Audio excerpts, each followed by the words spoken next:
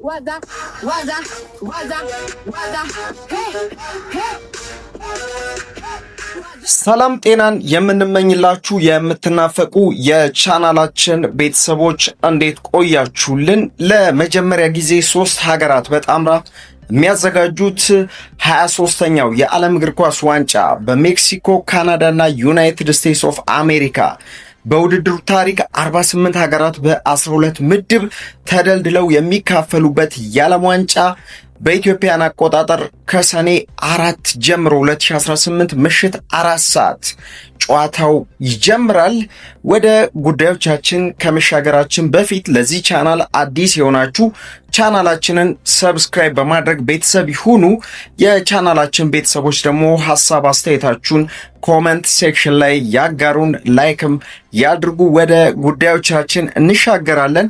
በዩናይትድ ስቴትስ ኦፍ አሜሪካ፣ ካናዳ እና ሜክሲኮ አስተናጋጅነት 23ኛው የዓለም ዋንጫ ውድድር በኢትዮጵያን አቆጣጠር ሰኔ 4 2018 ከምሽቱ 4 ሰዓት አስተናጋጇ ሜክሲኮ በዋና ከተማዋ ሜክሲኮ ሲቲ በኢስታዲዮ ባኖርቲ 87523 ተመልካች መያዝ በሚችለው ስቴዲየም ሜክሲኮ ከደቡብ አፍሪካ ጋር በሚያደርጉት የውድድሩ የመክፈቻ ጨዋታ የሚጀምር ይሆናል።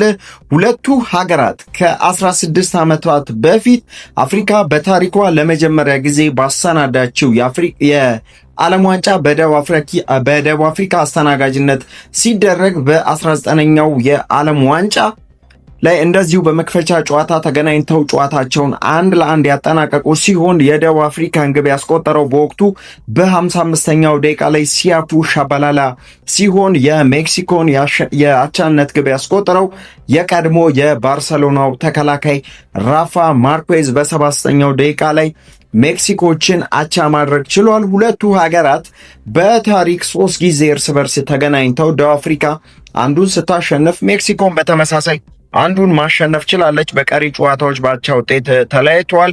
እስካሁን በተደረጉ 22 የዓለም ዋንጫ ውድድሮች ላይ ከሁለት አህጉራት ከአውሮፓና ደቡብ አሜሪካ አህጉር 8 ሀገራት ዋንጫውን ማሸነፍ ሲችሉ ከአውሮፓ 5 ሀገራት በጋራ 12 ዋንጫን ማሸነፍ ችለዋል። ከደቡብ አሜሪካ 3 ሀገራት በድምሩ 10 ዋንጫዎችን በጋራ ማሸነፍ የቻሉ ሀገራቶች ናቸው። ውድድሩ እንደ ኤሮፓያኑ ዘመን አቆጣጠር በ1930 በደቡብ አሜሪካዊቷ ሀገር ኡሩጓይ አስተናጋጅነት ጅማሮን ሲያደርግ የመጀመሪያውንም የዓለም ዋንጫ ማንሳት የቻለችው በ1930 ኡሩጓይ ሻምፒዮን መሆን ችላለች።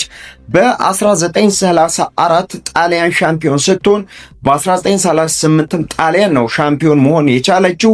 በ1950 ኡሩጓይ ሻምፒዮን መሆን ችላለች። በ1954 ጀርመን ሻምፒዮን ስትሆን በ1958 ብራዚል ሻምፒዮን መሆን ችላለች። በ1962 ብራዚል ሻምፒዮን ስትሆን በ1966 እንግሊዝ ሻምፒዮን መሆን ችላለች። በ1970 ብራዚል ሻምፒዮን ስትሆን በ1974 ጀርመን ሻምፒዮን፣ በ1978 አርጀንቲና ሻምፒዮን፣ በ1982 ጣሊያን ሻምፒዮን፣ በ1986 አርጀንቲና ሻምፒዮን፣ በ1990 ጀርመን ሻምፒዮን፣ በ1994 ብራዚል ሻምፒዮን፣ በ1998 ፈረንሳይ ሻምፒዮን፣ በ2002 ብራዚል ሻምፒዮን፣ በ2006 ጣሊያን ሻምፒዮን፣ በ2010 ስፔን ሻምፒዮን፣ በ2014 ጀርመን ሻምፒዮን፣ በ2018 ፈረንሳይ ሻምፒዮን፣ በ2022 ኳታር ባሰናዳችው የዓለም ዋንጫ አርጀንቲና ሻምፒዮን መሆን ችላለች። በውድድሩ ታሪክ ብዙ ዋንጫዎችን ማሳካት የቻሉ ሀገራት ብራዚል 5 ጊዜ ስታሸንፍ፣ ጀርመንና ጣሊያን አራት ጊዜ ማሸነፍ ችለዋል። አርጀንቲና 3 ጊዜ ስታሸንፍ፣ ፈረንሳይና ኡሩጓይ ሁለት ጊዜ ማሸነፍ ችለዋል። እንግሊዝና ስፔን በታሪካቸው አንዳንድ ጊዜ ማሸነፍ ችለዋል። ሻምፒዮን መሆን የቻሉ ሀገራቶች ናቸው። ከ1938 እስከ 1950 ድረስ በሁለተኛው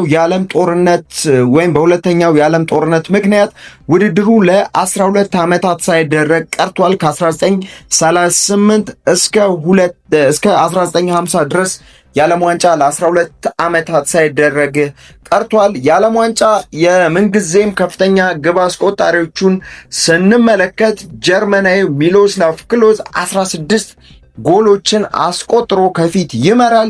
16 ጎሎች አሉት። በሁለተኛ ደረጃ ላይ የተቀመጠው ሮናልዶ ሉዊስ ናዛሬው ዴሊማ ከብራዚል 15 ጎሎችን አስቆጥሮ በሁለተኛ ደረጃ ላይ ሲቀመጥ፣ በውድድሩ ሶስተኛ ደረጃ ላይ የሚቀመጡት ሶስት ተጫዋቾች ናቸው። ጀርመናዊ የቀድሞ የባየር ሙኒክ ተጫዋች ጌርድ ሙለር 13 ጎሎችን አስቆጥሯል። ጀስቲን ፎንታኒን ከፈረንሳይ 13 ተመሳሳይ ጎሎችን አስቆጥሯል። ሊዮኔል አንድሪያስ ሜሲ በተመሳሳይ 14 ጎሎችን በማስቆጠር ተከታትለው እየመሩ ይገኛሉ። የዓለም ዋንጫ በታሪክ ብዙ ጊዜ ማዘጋጀት የቻለችው ሀገር ሜክሲኮ ስትሆን ሜክሲኮ ለመጀመሪያ ጊዜ የዓለም ዋንጫን ያሰናዳቸው እንደ ኤሮፓያን አቆጣጠር በ1970 ሲሆን ከዛም በኋላ በ1986 ሜክሲኮ በታሪኳ ለሁለተኛ ጊዜ የዓለም ዋንጫን ስታዘጋጅ በ2026 በጋራ ቢሆንም ከአሜሪካና ካናዳ ጋር በጣምራ የዓለም ዋንጫን በማዘጋጀት በታሪክ 3 ጊዜ የዓለም ዋንጫ ውድድርን ያዘጋጀች ሀገር ሜክሲኮ ነች።